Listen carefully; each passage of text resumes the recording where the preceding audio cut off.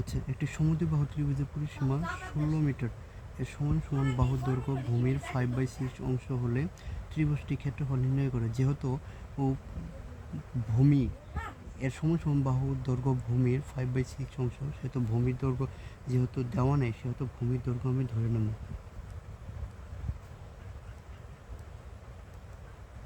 মনে করি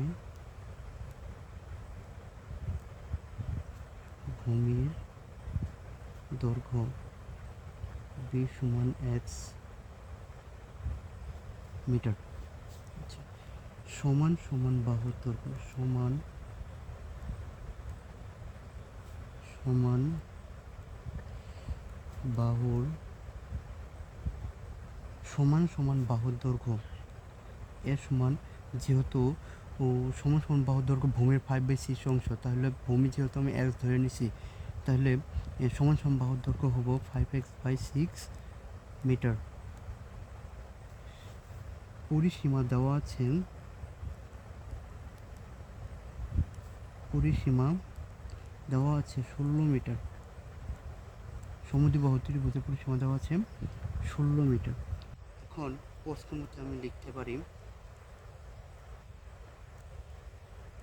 প্রশ্ন মতে আমরা জানি ত্রিভুজের পরিসীমা হচ্ছে 3 বাহুর যোগফল, 3 বাহুর যোগফল। তাহলে আমরা 5x plus 6 plus 5x plus 6 সমান সমান 16 মিটার, যা আমার পরিসীমা দেওয়া আছে।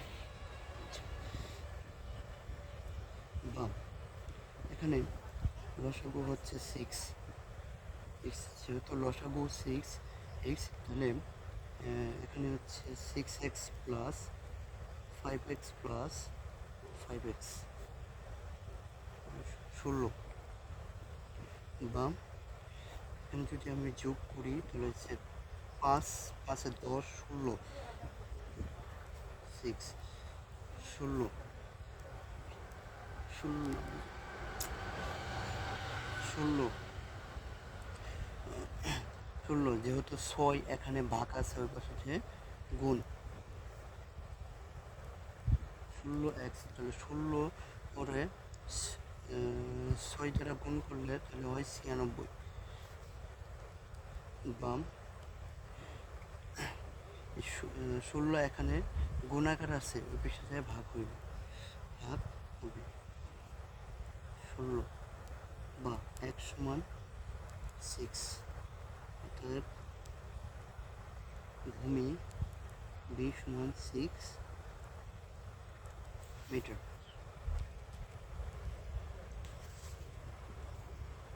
সমান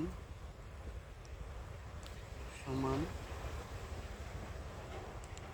বাহুর দৈর্ঘ্য এর সমান 5, x এর মান পাইছি আমি 6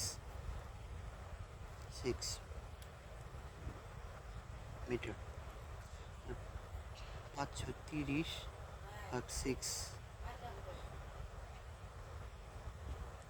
মিটার, 5 মিটার।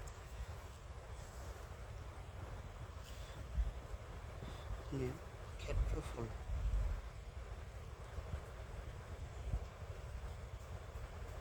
যেহেতু সমদ্বিবাহু ত্রিভুজের ক্ষেত্রফল সমদ্বিবাহু ত্রিভুজের ক্ষেত্রফল, তো আমরা ত্রিভুজের ক্ষেত্রফল হচ্ছে b/4 √4 a square minus b square. সেহেতু b হচ্ছে 6 4 √4 ইন্টু a হচ্ছে 5 স্কোয়ার মাইনাস b হচ্ছে 6 স্কোয়ার।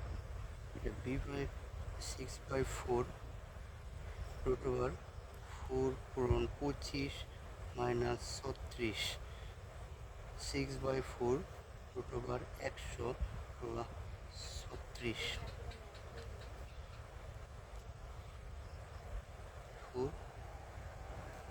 64।